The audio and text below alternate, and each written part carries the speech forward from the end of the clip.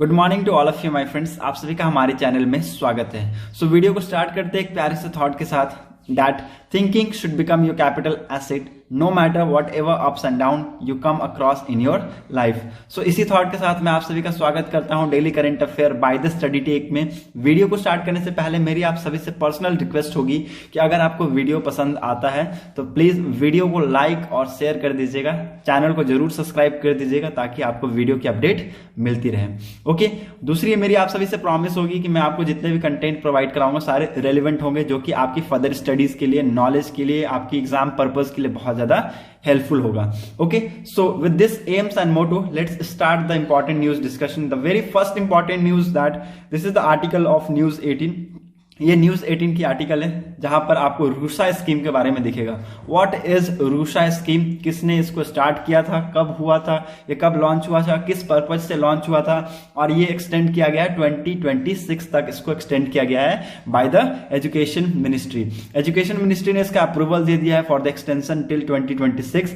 RUSA scheme अब है क्या, बहुत ज्यादा इंपॉर्टेंट है ये। ठीक है, यहां पर आप देख सकते हैं राष्ट्रीय उच्च स्तर शिक्षा अभियान, राष्ट्रीय उच्च स्तर शिक्षा अभियान है, जो कि अभी किसके द्वारा, मिनिस्ट्री ऑफ एजुकेशन मिनिस्ट्री के द्वारा इसको नोडल दिया गया है for the extension of this scheme till 2026। ठीक है, बहुत इंपॉर्टेंट ये स्कीम है, आपको पता होना चाहिए इसके बारे में। इसके रिगार्डिंग मैं आपको कुछ पहले इंपॉर्टेंट फैक्ट बता देता हूं इसके रिगार्डिंग, लिख लीजिए। 2013 में इस स्कीम का लॉन्च हुआ था। ये स्कीम 2013 में लॉन्च हुई थी। ठीक है, by the prime minister.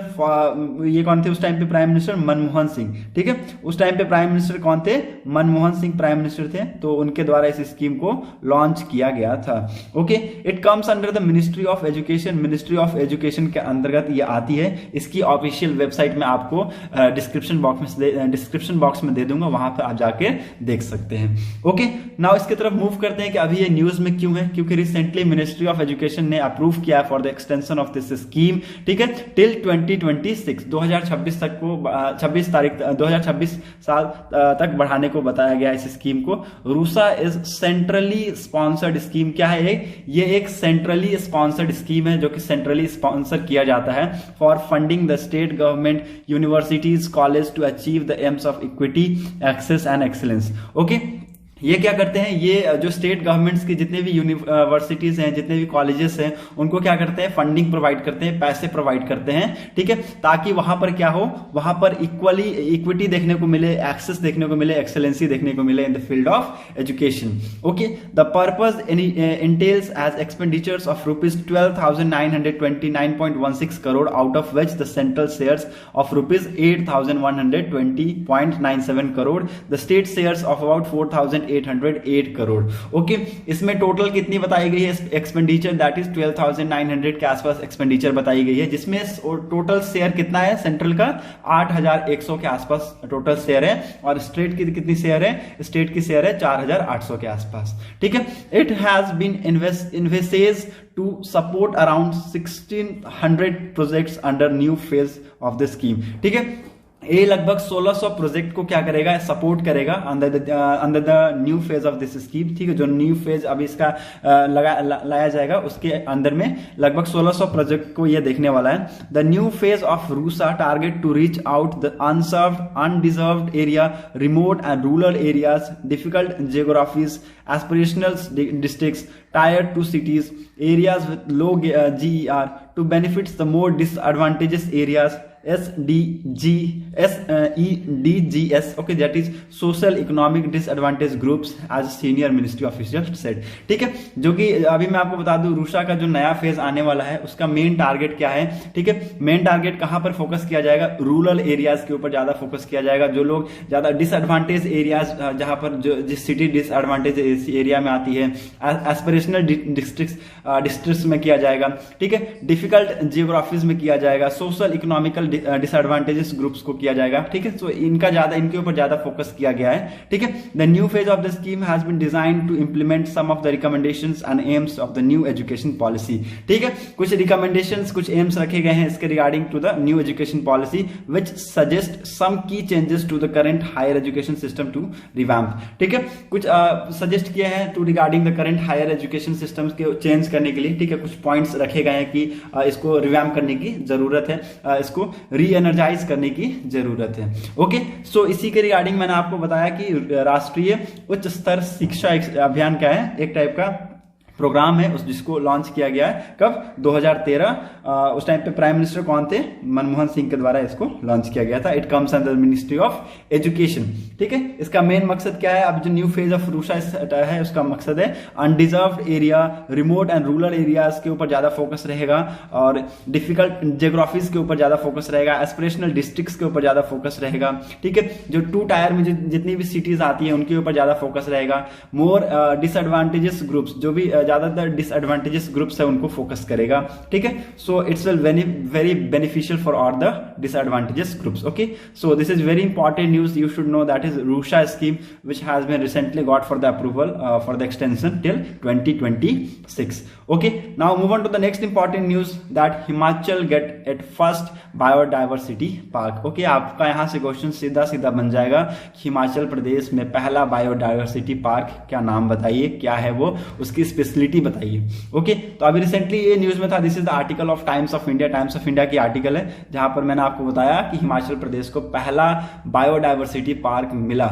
Okay, the first biodiversity park of Himachal Pradesh has been established at the cost of ₹1 crore at Bulah in Jhanjheli valley of Mandi district. ठीक है, मंडी डिस्ट्रिक्ट के झंझेली वैली में बुलाह के आसपास 1 करोड़ की आसपास इसकी लागत बताई गई है, which would prove to be a boon for researchers and tourist and also help conserve endangered Himalayan herbs. ठीक है, क्या होगा इससे, क्या प्रॉफिट होगी इस बायोडाइवर्सिटी पार्क से, मैं आपको बताऊं। पहले इसकी आपको बता दूं कि इसकी एस्टिमेट कितनी लगी है, इस बायोडाइवर्सिटी पार्क को बनाने की कितनी कीमत लगी है, 1 करोड़ के आसपास इसकी कीमत गई है।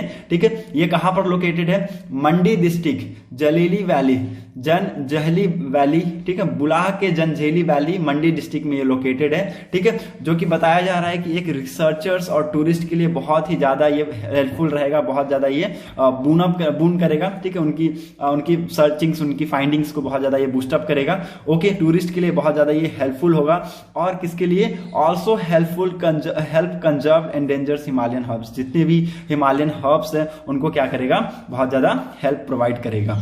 Okay, with this park the value of Bulah is ready to make it contribution towards conservation of endangered Himalayan herbs। ठीक है, इस पार्क के साथ साथ मैं आपको बता दूं जो वैली है बुलाह का, ये अभी रेडी हो गया है for the contribution towards the conservation of endangered Himalayan herbs। Okay, along with the helping researchers to conduct in-depth research, the park will also prove as a special attraction for tourists from across the globe। ठीक है, आपको मैं बता दूं कि researchers को तो help करेगा ही करेगा in to conduct in depth study, in depth research में इसको बहुत ज्यादा हेल्प करेगा रिसर्चर्स को।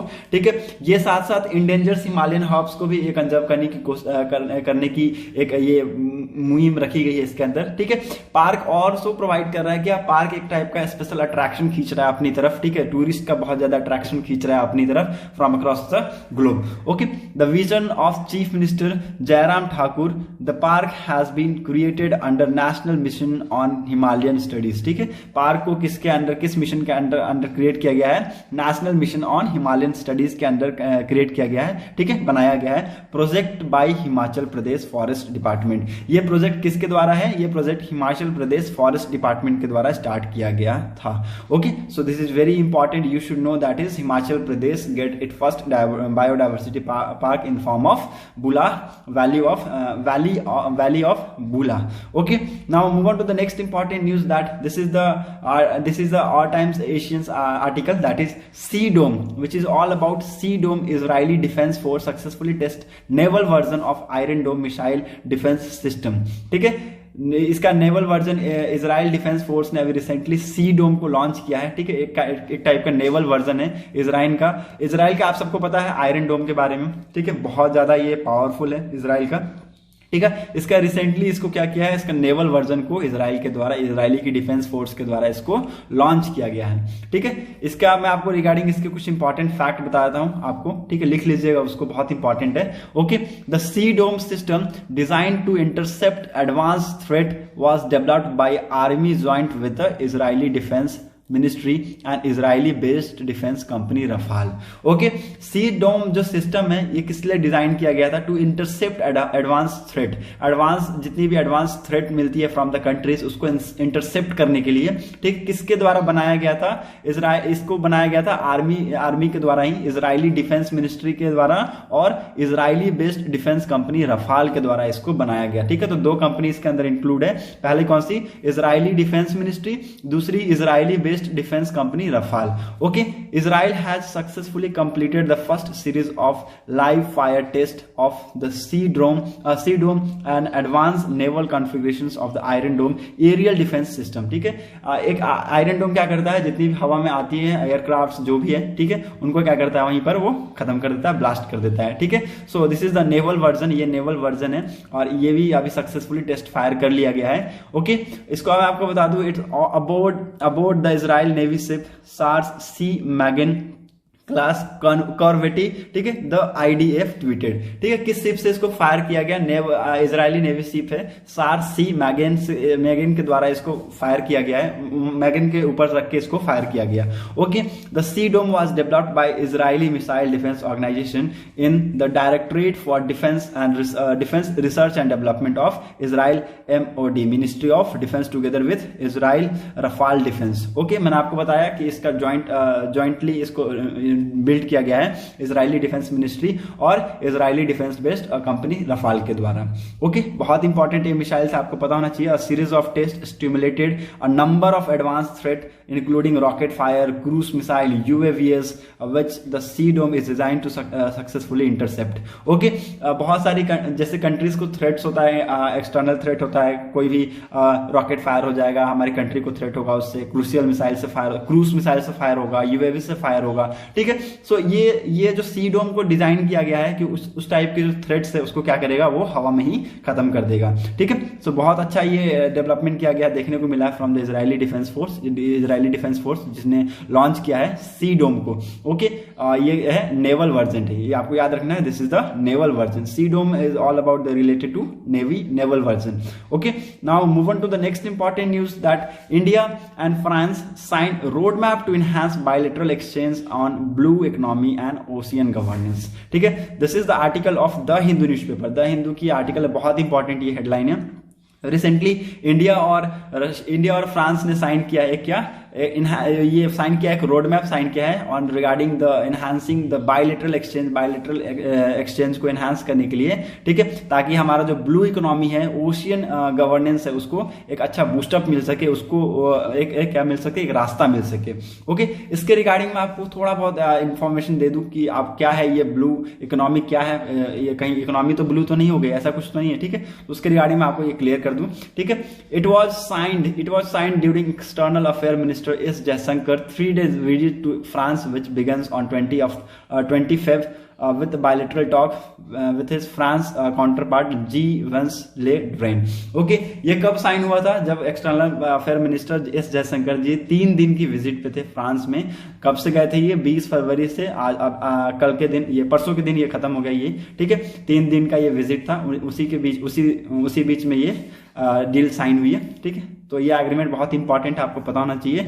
The road map scope will encompass maritime trade. ठीक है, it will encompass maritime trade को एनकम्पास करेगा। द नेवल इंडस्ट्री, फिशरीज को, मैरीटाइम टेक्नोलॉजीज को, ठीक है, साइंटिफिक रिसर्च को, ये सारे चीजों को क्या करेगा? ये एनकम्पास करेगा। ओके, ओशियन ऑब्जर्वेशन को, मैराइन बायोडाइवर्सिटीज को, मैराइन इकोसिस्टम बेस्ड मैनेजमेंट को, इंटीग्रेटेड कोस्टल मैनेजमेंट को, मैराइन इको टूरिज्म को, इनलैंड वाटरवेज। ठीक है, it's all about related to the navy से रिलेटेड आप मैराइन साइंटिफिक ओशियन से आप रिलेटेड देखेंगे। ठीक है, इकोसिस्टम से आप रिलेटेड देखेंगे, इंटीग्रेटेड कोस्टल मैनेजमेंट देखेंगे, cooperation between the competent administrator और सिविल मैरीटाइम इश्यूज के ऊपर देखेंगे। ठीक है, marine spatial plannings as well as international law of the sea related to multilateral negotiations. Okay, so आपको पता चल गया कि ब्लू इकोनॉमी क्या है? It is all related to maritime से रिलेटेड है सारी चीजें।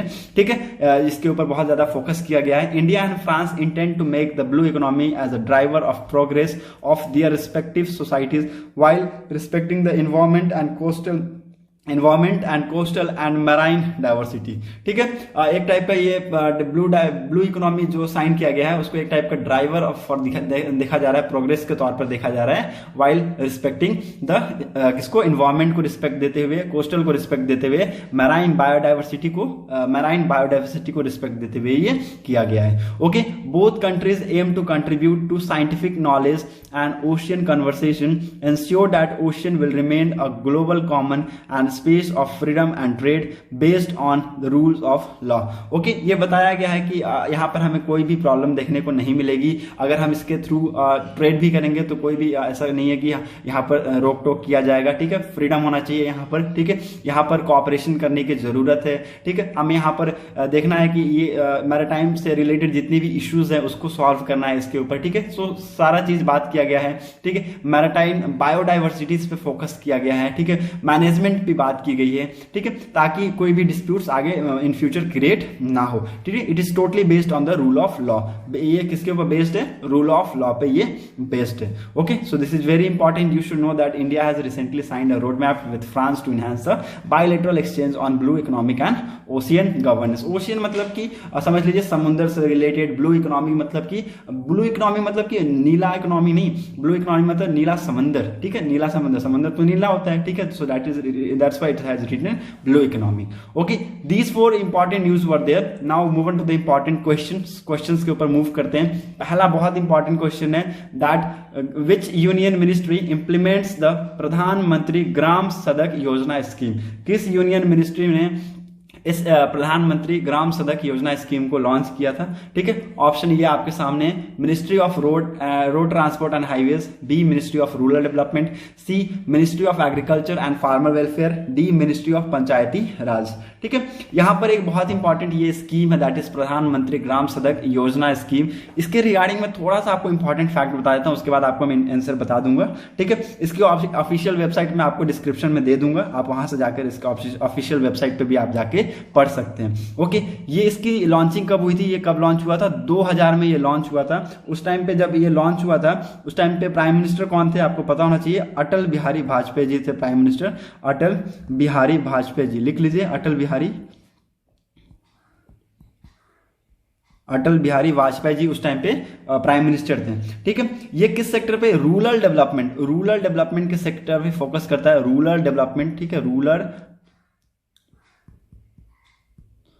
डेवलपमेंट पे। ठीक है, it comes under the ministry of rural development. यहां पर मैंने आपको आंसर भी बता दिया है। ठीक है, रूरल डेवलपमेंट पे फोकस करता है, इसका मेन बहुत इंपॉर्टेंट सेक्टर है क्या, रूरल डेवलपमेंट। तो इसको किस मिनिस्ट्री के द्वारा इंप्लीमेंट किया गया था, that is the ministry of rural development. Okay, so बहुत इंपॉर्टेंट है। इसके रिगार्डिंग में आपको और थोड़ा बहुत इंपॉर्टेंट इन्फॉर्मेशन बता देता हूं। Union ministry of rural development implements प्रधानमंत्री ग्राम सड़क योजना scheme with national rural infrastructure development agency. किस एजेंसी के साथ मिलकर इसने इसको लॉन्च किया, that is with national rural infrastructure development agency के साथ मिलके, जो कि इसकी नोडल एजेंसी है, जो कि नोडल इंप्लीमेंटेशन एजेंसी है। कौन, national rural infrastructure development agency इसकी क्या है, नोडल इंप्लीमेंटेशन एजेंसी है। रिसेंटली ये न्यूज में इसलिए है क्योंकि union minister for rural development and Panchayati Raj Giriraj Singh release rural connectivity GIS data in public domain. ठीक है, इन्होंने क्या किया, एक GIS डाटा को रिलीज किया है इन पब्लिक डोमेन, सो इसलिए बहुत ज्यादा न्यूज में। This include GIS data for 8 lakh plus rural facilities as points, 1 million plus habitation plus and 25 lakhs plus kilometer of rural roads digitalized using the GIS platform. ठीक है, so these things are included in this. लगभग 8 lakh rural facilities को include किया गया है, 1 million habitation को और लगभग 25 लाख के आसपास रूरल रोड को इंक्लूड किया गया है, डिजिटलाइज करने की बात की गई है। Okay, so this is very important schemes which you should know about the प्रधानमंत्री ग्राम सड़क योजना scheme which had launched in 2000 2000 में ये लॉन्च किया गया था। Okay, so B will be the answer of this question, that it comes under the ministry of rural development. Okay, now move on to the next important question, that which Indian mathematician was conferred Ramanujan prize for the young mathematician 2021। आप सबको पता है कि Ramanujan prize young mathematician को दिया जाता है, बहुत इंपॉर्टेंट ये प्राइज है। ठीक है, किस 2021 में किस मैथमेटिशियन को दिया गया था? ऑप्शन आपके सामने है, A Neena Gupta, B R Praggnanandhaa, ठीक है, C doctor B Umashankar and D doctor Kuntal Ghosh. Okay, so these are the option in front of you. Okay, I am going to give the answer. मैं आपको इसका आंसर बता देता हूं, उसके बाद कुछ मैं आपको पॉइंट्स बताऊंगा रामानुजन प्राइज के रिगार्डिंग। ठीक है, A will be the answer of this question. Neena Gupta को मिला था यंग मैथमेटिशियन 2021 प्राइज। ठीक है, इसके रिगार्डिंग मैं आपको बता दूं कि ये पहली बार जब अवार्ड दिया गया था तो वो कौन सा साल था? फर्स्ट टाइम जो अवार्ड मिला था वो डेट था 2005 में पहली अवार्ड दिया गया था। ठीक है, और लास्ट अवार्ड तो मैंने आपको बता दिया 2021 में नीना गुप्ता को मिला है। Okay, so these two things are very important, you should know about it. Okay, now इसके रिगार्डिंग मैं आपको थोड़ा सा इंपॉर्टेंट फैक्ट बता देता हूं, लिख लीजिए। ठीक है, ये जो प्राइस है इसकी एलिजिबिलिटी बता देता हूं, पहले एलिजिबिलिटी लिख लीजिए। लेस देन 45 ईयर से कम, ठीक है, ऑन 31 दिसंबर। ठीक है, सो बहुत इंपॉर्टेंट है, किसके द्वारा स्पॉन्सर्ड किया गया? ठीक है, किसके द्वारा स्पॉन्सर किया जाता है? इंटरनेशनल, लिख लीजिए, international centre for theoretical physics. ठीक है, and department of science, international centre for theoretical physics and department of science के द्वारा इसको स्पॉन्सर्ड किया जाता है। ठीक है, एलिजिबिलिटी क्या होनी चाहिए? 45 ईयर से कम होनी चाहिए। फर्स्ट अवार्ड मैंने आपको बता दिया 2005 में मिला था, और सेकंड लास्ट का मिला था 2021, जो कि नीना गुप्ता जी को मिला था। इन द फील्ड ऑफ इन्होंने क्या किया था? इन्होंने बहुत ही इंपॉर्टेंट वर्क किया था, किसके ऊपर? Fine algebraic geometry and commutative algebra के ऊपर इन्होंने काम किया था, बहुत ही सिग्निफिकेंट वर्क किया था, इसलिए इनको ये अवार्ड से सम्मानित किया गया। C is professor Neena Gupta, professor Neena Gupta, और मैथमेटिशियन है ये। ठीक है, at the Indian statistical institute in Kolkata, Kolkata के इंडियन स्टैटिकल इंस्टीट्यूट में क्या है? एक मैथमेटिशियन है, इनको रामानुजन प्राइज से सम्मानित किया गया as for the young mathematician. Okay, the prize is awarded annually to a researcher from a developing country. ठीक है, डेवलपिंग कंट्री से इस रिसर्चर्स को दिया जाता है। ठीक है, इस प्राइज को, ठीक है, किसके द्वारा फंडेड किया जाता है? कौन फंड करता है इसको? Department of science and technology in association with the international centre for theoretical physics and international mathematical union. ठीक है, 3 डिपार्टमेंट इसको बहुत ज्यादा फंड करता है। ठीक है, कौन कौन? Department of science and technology पहला, दूसरा international centre for theoretical physics, तीसरा फिजिक्स, तीसरा international mathematical union. Okay, so बहुत इंपॉर्टेंट ये प्राइज है, you should know that who get the Ramanujan prize for the young mathematician 2021, that is Neena Gupta. B. A will be the answer of this question. Okay, now move on to the next important question, that national means cum merit scholarship scheme has been extended till which year. ठीक है, बहुत important ये scheme है, आपको पता होना चाहिए। National means cum merit जो स्कॉलरशिप स्कीम है, कब तक ये एक्सटेंड किया गया है? ओके, इसके रिगार्डिंग मैं आपको बताऊंगा बहुत सारी इंपॉर्टेंट फैक्ट, लिख लीजिएगा, लेकिन पहले आपको ऑप्शन बता देता हूं। ठीक है, ऑप्शन लिख लीजिए। पहला क्या है? ऑप्शन देख लीजिए। पहला 2023-24, दूसरा 2025-26, तीसरा 2029-30 एंड चौथा 2031-32. Okay, so these are the option in front of you, and I'm going to give the answer of this question. You should know that B will be the answer of this question. 2025-26 तक के लिए इसको extend किया गया है, और this the approval किसके द्वारा मिला है? मिनिस्ट्री ऑफ एजुकेशन का इसको अप्रूवल मिला है for the extension of this national means cum merit scholarship scheme. Okay, कब तक होगा ये? 2025-26 तक इसको एक्सटेंड किया गया है। ठीक है, इसके अंतर्गत मैं आपको बता दूं थोड़ा सा इंपॉर्टेंट फैक्ट, लिख लीजिए। इस स्कीम को कब लाया गया था? ठीक है, इस स्कीम को लाया कब गया था? 2008 में। ठीक है, 2008 में इस स्कीम को लाया गया था। ओके, इसको लाया गया था जब उस टाइम पे कौन थे? Prime minister Manmohan Singh. Again Manmohan Singh उस टाइम पे क्या थे? प्राइम मिनिस्टर थे, तो उन्हीं के अंडर में इसको लाया गया था। ओके, और इसकी मिनिस्ट्री मैंने आपको बता दिया, मिनिस्ट्री कौन है? Ministry of defence, ministry of education में ये आती है। ओके, इसके बारे में कुछ इंपॉर्टेंट फैक्ट मैं आपको बताता हूँ। कुछ चेंजेस किए गए हैं इन एलिजिबिलिटी क्राइटेरिया में को लेकर कुछ चेंजेस किए गए हैं। ओके, और ये इंट्रोड्यूस किए गए such as increasing income ceilings from rupees 1.5 lakh to 3.5 lakh per annum. ठीक है, ये पहले 1.5 लाख था, इसको करके 3.5 लाख पर एनुअम कर दिया गया है। इसका मेन एम क्या है? To deter meritorious student from dropping out at class 8 and encourage them to continue their education at secondary stage. ठीक है, जो भी स्टूडेंट्स थे क्लास 8 के बाद वो क्या करते हैं, अपने स्कूल को ड्रॉप कर देते हैं। ठीक है, तो उसके रिगार्डिंग ये बहुत इंपॉर्टेंट फोकस करता है और इनकरेज करता है उन सारे स्टूडेंट्स को जो भी स्कूल ड्रॉप करते हैं। ठीक है, जो भी ड्रॉप आउट करते हैं उनको क्या करता है, ये इनकरेज करता है टू कंटिन्यू देयर एजुकेशन, ताकि वो एजुकेशन को कंटिन्यू कर सकें at the secondary stage also. 8वीं के बाद भी वो 9वीं 10वीं 11वीं 12वीं पढ़ सके। Okay, so this is again very important scheme, that is national means cum merit scheme, scholarship scheme. ठीक है, स्कॉलर्स प्रोवाइड करते हैं वो। ठीक है, so B will be the answer of this question. इसको एक्सटेंड करके 2025-26 तक इसको एक्सटेंड करने की बात की गई है by the ministry of education. Okay, so that's it for today's video analysis. अगर वीडियो आपको अच्छी लगी हो तो प्लीज वीडियो को लाइक, शेयर और चैनल को जरूर सब्सक्राइब कर दीजिएगा। Thanks for watching our video. Thank you and have a nice day.